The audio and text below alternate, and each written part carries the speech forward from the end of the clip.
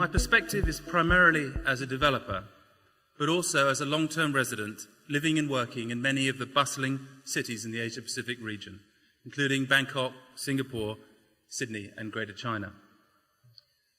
And this morning I prepared a few slides to illustrate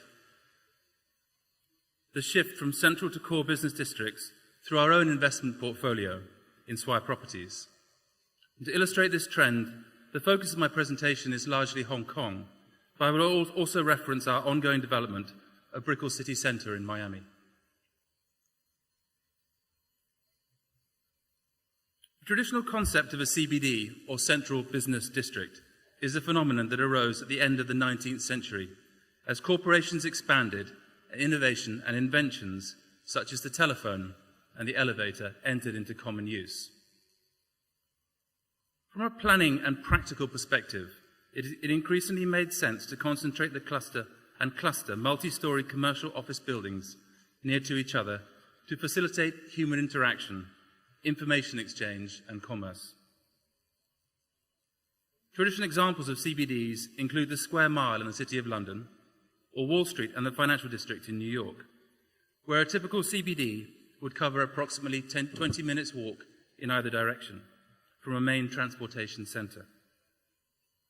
And closer to home, Hong Kong Central, as the name itself suggests, fits the traditional definition of a CBD as the historical centre for the city, for banking and for commerce, with well-established support services, historical institutions, and a mass transportation hub, which includes the MTR, the Airport Express, and the iconic Cross Harbour Ferry.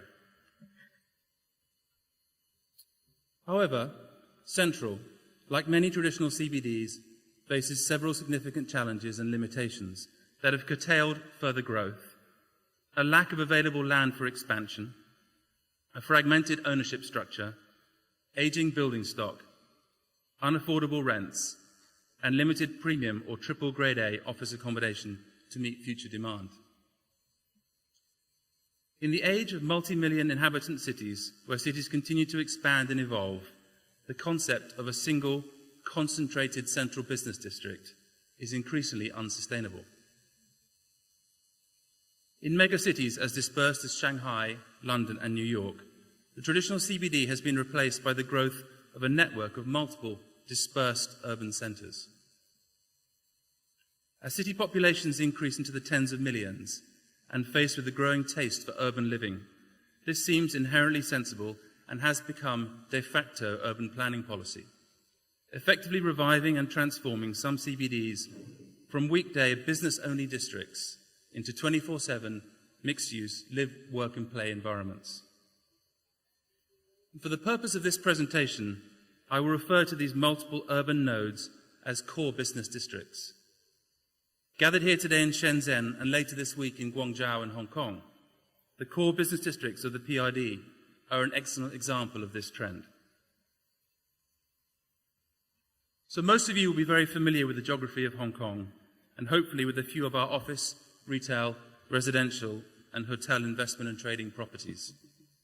This simple map highlights the locations of three of our larger mixed-use developments: Pacific Place in Admiralty, Taikoo Place City Plaza in Island East, and Citygate in Tung Chung on Lantau Island. In each example, these developments have benefited from several important factors, including sound planning principles and the investment in highly efficient mass transportation, enabling increased densification above major transportation nodes. These key factors have played an important role as a catalyst for the creation of new core business districts.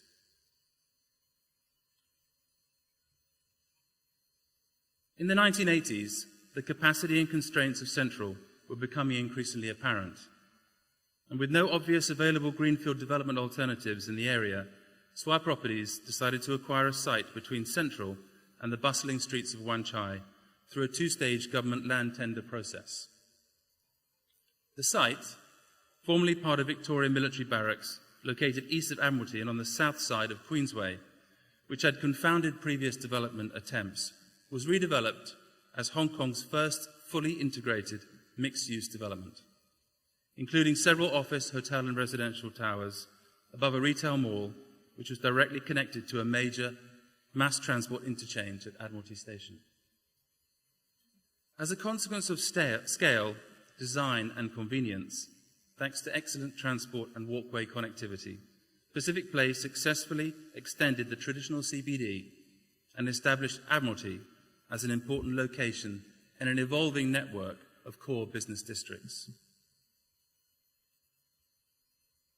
These photographs show Pacific Place past and present, illustrating the transition from a military barracks to a modern mixed-use development. And here you see Pacific Place today.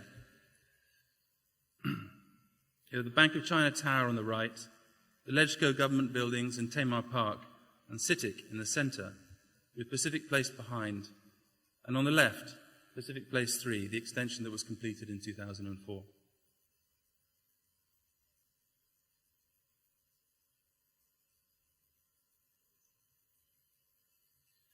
This gravity shift that began in the 1980s has continued eastwards along Hong Kong Island.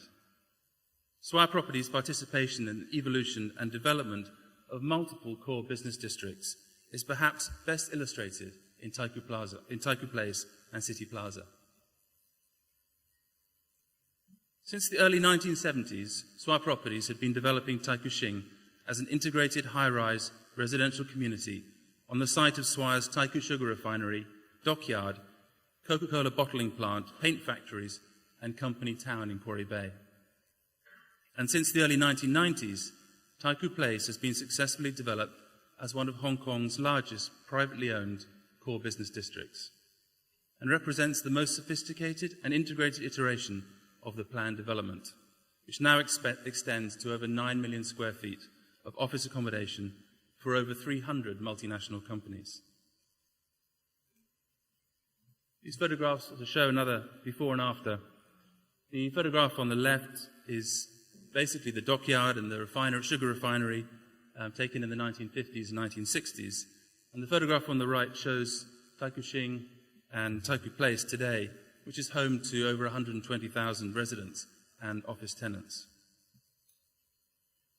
It's important to understand that the shift in gravity is not a zero-sum game. It's not about relocating the traditional CBD to another location. The new core business districts present opportunities for new businesses that may otherwise have found it impossible to set up in Hong Kong at all. A good example of this is Blueprint, the co-working accelerator and incubator space which Swire established in Taikoo Place to promote innovation in the tech sector. Taikoo Place and City Plaza collectively represent a new core business district. In addition to the 13 office buildings, City Plaza, which is the largest retail mall on Hong Kong Island, East Hotel, Taikoo Place, service apartments, Blueprint's co-working space, and Artistry's art and culture event space all play a major part in establishing Taikoo Place as a successful core business district. In addition to the Cross Harbour Tunnel, which connects Taikoo Place to the government's planned CBD2 in Kowloon East, Taikoo Place will be the direct beneficiary of the government's $36 billion investment in the Island Eastern Corridor and the Central Wan Chai bypass, which will reduce journey times between Central and Taikoo Place to less than 10 minutes. And continuing this theme of seamless connectivity, the mass transit connectivity is a critical success factor. And currently, travelling times from Taikoo and Quarry Bay MTR stations are approximately 15 minutes to Central.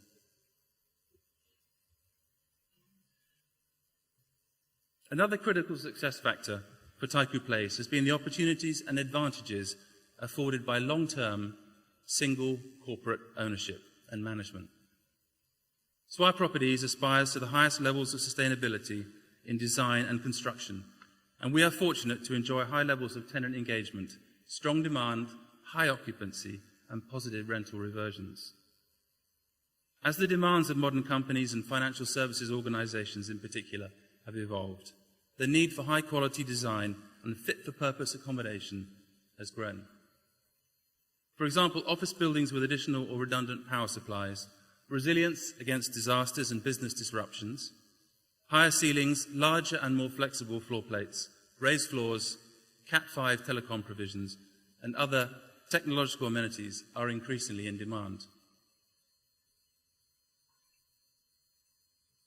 One Island East is the tallest building in Taikoo Place at nearly 300 metres and is the landmark delineating the role and importance of the core business district in the Island East area.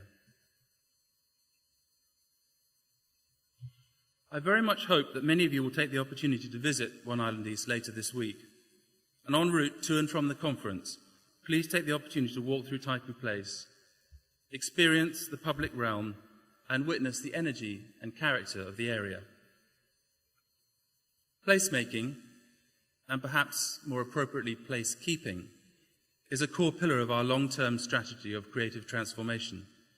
And we are committed to transforming places while retaining their character to support communities and enhance people's lives.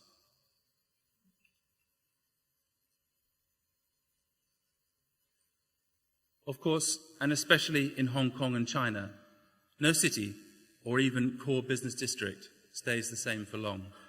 In Taikoo Place, in response to the evolving demand from tenants and the community, we are currently investing over 15 billion Hong Kong dollars in two AAA grade buildings named 1 and 2 Taikoo Place, which are currently under construction.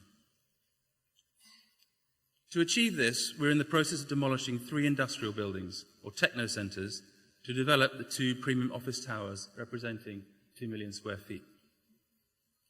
And significantly, the change in massing and design of the buildings will add 70,000 square feet of public open space, resulting in nearly 200,000 square feet, or 18,500 square metres, of parks, gardens and public open space once the redevelopment is completed, the equivalent of 2 full-size football fields.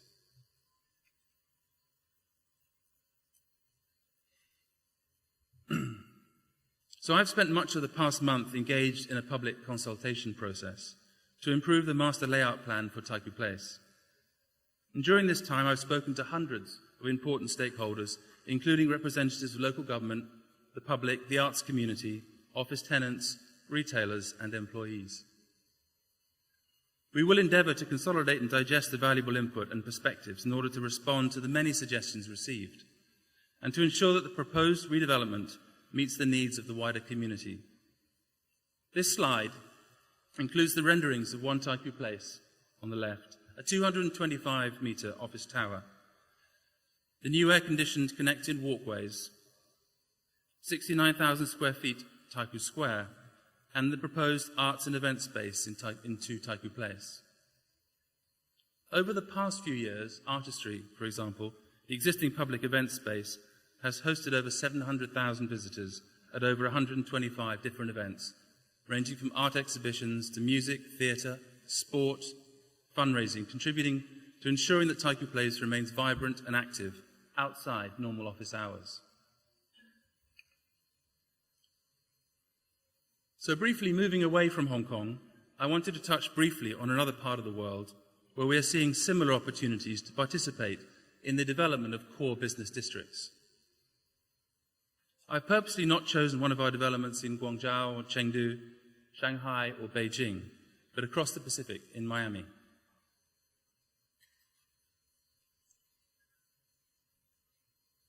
Swire Properties has been developing residential and office properties in Brickell Key in Miami since the early 1970s. And more recently, we have embarked upon the development of a mixed-use project at Brickell City Centre. This map illustrates the connectivity between Brickell Key on the right and Brickell City Centre in the middle, with connectivity to the Interstate I-95, as well as the city's Metro Mover, Metro Bus and Metro Rail systems. By road and rail, BCC is ideally positioned to avoid traffic congestion in Miami's traditional CBD, offering prime access to and from the I-95, with ramp access via the 7th and 8th Street corridors and the South Miami Avenue. Significantly, BCC and its primary access streets are located south of the Miami River, over which local streets pass on low-level drawbridges that are raised to allow boats to pass beneath, with disastrous implications for peak hour traffic in and out of the traditional CBD. The revitalised 8th Street station provides on-site access and covered passage to and from the Metro Mover, an automated local transport system serving downtown, and a direct link to the Metro Rail, a regional rapid transit system. Connectivity within the development takes on local characteristics. The main walkway along the 4th floor levels threads between the towers to create the climate ribbon, an undulating canopy that ties the structures together, improving the microclimate for the public in the pedestrian circulation streets using purely passive energy design strategies. And the climate ribbon provides sun shading and rainwater collection for irrigation and channels the prevailing breezes through the complex, offering an ecological alternative to year-round air conditioning. Evidently, South Florida, where Miami's growth has been contemporaneous with the car, is a world away from mainland China. However, in recent years, interest in high-density urban living has spiked. Notably, the CBD concept is not a singular model that can be applied anywhere. It must necessarily be customized to incorporate and support the local context and conditions. However, the basic principles are consistent: to develop a high-quality urban environment with scale, supported by excellent connectivity, diversity of programming, and amenities that accommodate present and future needs. Brickell City Centre is currently being developed in 2 phases, representing a total GFA of approximately 3.1 million square feet. And similar to Pacific Place and Taikoo Place, CBDs in Hong Kong, the BCC development is a single-owner, mixed-use, transit-orientated development which includes a retail mall, offices, hotel, service apartments, and residential towers. And phase 2 of the project is planned for an 80-storey tower and 134,000 square metres mixed-use development.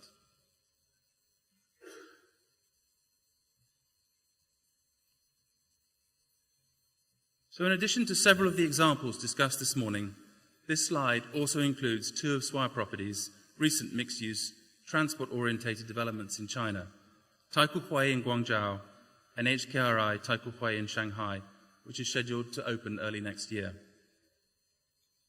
As cities become megacities and every form of connectivity becomes paramount, traditional central business districts will increasingly see challenges from a network of new core business districts. While this 20th century notion of decentralization was about the car, single-family homes and suburban office parks, the 21st century notion is more complex and more urban. If new CBDs are carefully planned for vitality and support not only business functions, but also recreation, residential, retail, education, health, and other activities, our experience confirms that these will in time become thriving districts in their own right.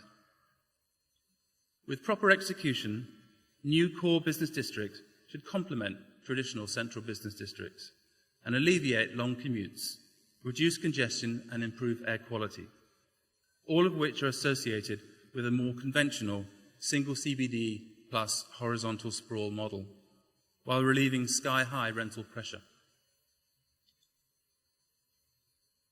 It is important that developers and local governments work hand in hand to review prevailing planning restrictions, to realise the advantages of a network of core business districts, and to maximise the value of the opportunities presented by high-density, transit-orientated, and programmatically diverse development. In conclusion, urban gravity is shifting. Looking ahead, we will continue to see traditional central business districts replaced by a network of multiple, modern, interconnected and well-planned core business districts, which will contribute to our overall quality of life and to a more sustainable future. Thank you.